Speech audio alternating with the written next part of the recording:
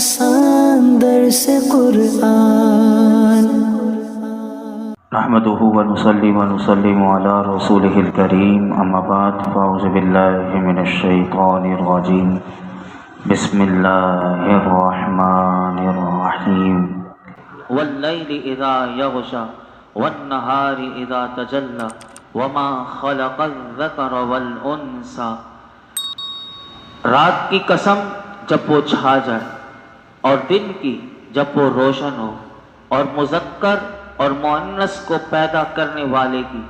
سورہ لیل یہ بھی مکہ مکرمہ میں نازل ہوئی، مکی صورت ہے. اس صورت میں 1 رکوع اور 21 آیتیں ہیں. رات کو عربی میں لیل کہتے ہیں اور اس صورت کی پہلی آیت میں اللہ تعالیٰ نے رات کی قسم ارشاد فرمائی. پیچھے بھی سورہ شمس میں بھی رات کی قسم ارشاد فرمائی، یہاں سورہ لیل کا آغاز بھی یعنی رات کی قسم ارشاد فرمائی. اس مناسبت سے اسے سورہ لیل کہتے ہیں. اس سے متعلق ایک حدیث پاک ہے کہ حضرت جابر بن سمورہ رضی اللہ تعالیٰ عنہ فرماتے ہیں کہ سرکار دو عالم صلی اللہ علیہ وسلم ظہر کی نماز میں واللیل اذا یغشی، حضور علیہ السلام اس ظہر کی نماز میں یہ سورت پڑھا کرتے تھے. سب سے پہلی آیت کریمہ میں ارشاد فرمایا رات کی قسم جب وہ چھا جائے. رات کی قسم کہ جب وہ جہان پر اپنی تاریکی سے چھا جائے یعنی بالکل اندھیرا ہو جائے. اور اللہ رب العالمین نے مفسرین فرماتے ہیں رات کی قسم اس لیے ارشاد فرمائی کہ وہ ساری مخلوق کے سکون کا وقت ہے اور رات میں ہر جاندار جو ہے وہ اپنے ٹھکانے پر آتا ہے اور اس میں مخلوق حرکت بے قراری سے پرسکون ہوتی ہے اور ان پر رات کے وقت نیند چھا جاتی ہے، جسے اللہ رب العالمین نے یہ جو نیند ہے فرمایا کہ ہر جاندار کے بدنوں کے لیے راحت اور ان کی ارواح کے لیے غذا بنایا ہے. اور اس وقت اللہ کی بارگاہ کے مقبول بندے جو ہیں وہ رات میں سوتے نہیں بلکہ وہ رات ان کے لیے اللہ کی بارگاہ میں سچی نیاز مندی کا وقت ہوتا ہے. تو اللہ کی بارگاہ کے جو مقبول بندے ہیں وہ رات میں سچی نیاز مندی کے ساتھ اس کی بارگاہ میں مناجات میں مشغول ہو جاتے ہیں. پھر ارشاد فرمایا دن کی قسم کہ جب وہ روشن ہو، کہ جب وہ فرمایا کہ جب وہ چمکے اور رات کے اندھیرے کو دور کر دے. تو اللہ نے دن کی قسم اس لیے ارشاد فرمائی کہ وہ رات کی تاریخی دور ہونے اور سونے والوں کے بیدار ہونے، جانداروں کے حرکت کرنے اور معاش کی طلب میں مشغول ہونے کا وقت ہے. یاد رکھیے کہ بار بار قرآن میں آیا کہ اللہ رب العالمین نے دن رات کی قسمیں ارشاد فرمائی اور اس دن رات میں غور کرنے کا پیغام دیا.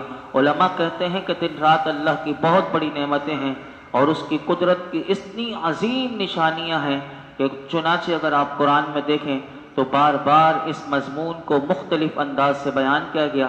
اگر رات کے بعد جو دن آتا ہے اور دن کے بعد جو رات آتی ہے یہ اللہ کی بہت بڑی نعمت، کیونکہ اگر قیامت تک ہمیشہ رات ہی رہتی یعنی دن نہ آتا تو مخلوق کے لیے اپنی معاشی ضروریات کا پورا کرنا ممکن نہ رہتا.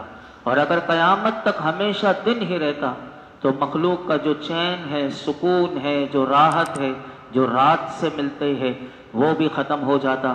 عقل مند لوگ فرمایا اس میں غور کر کے اللہ کی قدرت اور اس کے ایک ہونے کی بارے میں جان سکتے ہیں. اس دن اور رات کے بارے میں، اس کے بارے میں قرآن کریم میں بہت سی باتیں ہیں. میں مختصر کرتا ہوا آخری بات عرض کر کے اپنی گفتگو سمیٹتا ہوں. فرمایا وما خلق الذکر والانثى، اور مذکر اور مؤنث پیدا کرنے والے کی قسم، یعنی دن اور رات کی قسم کھانے کے بعد فرمایا اس عظیم قدرت والے قادر کی قسم جو ایک ہی پانی ہے یعنی نطفہ جو ہے، فرمایا لیکن اسی سے وہ مذکر بھی پیدا کرتا ہے اور مؤنث بھی پیدا کرنے والا ہے. پانی ایک ہی ہے لیکن رب العالمین کی وہ عظیم قدرت ہے کہ دیکھو کہ کیسا قدرت والا رب ہے کہ جب چاہتا ہے تو مذکر بنا دیتا ہے، جب چاہتا ہے مؤنث بنا دیتا ہے. تو فرمایا کہ یہ قسم کھا کر آگے مضمون چلے گا جس میں غور و فکر کی دعوت دی گئی.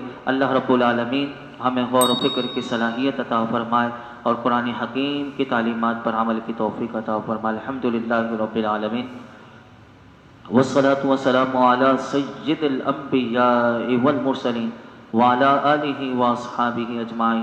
اللہ پاک جو کچھ سنا اس میں کوئی غلطی کوتاہی معاف فرما، اپنی بارگاہ میں قبول فرما۔ نماز عشاء ادا کرنا اپنی بارگاہ میں قبول فرما، درود و سلام پڑھنا اپنی بارگاہ میں قبول فرما۔ اسے ہماری بخشش اور نجات کا ذریعہ بنا دے، ہماری قبر کا نور بنا دے۔ یا اللہ تو ہم سے ہمیشہ کے لیے راضی ہو جا، ہمارے تمام صغیرہ کبیرہ گناہ معاف کر دے۔ اللہ ہمیں گناہوں سے بچنے والا بنا دے، اللہ نیکیاں کرنا ہمارے لیے آسان فرما دے۔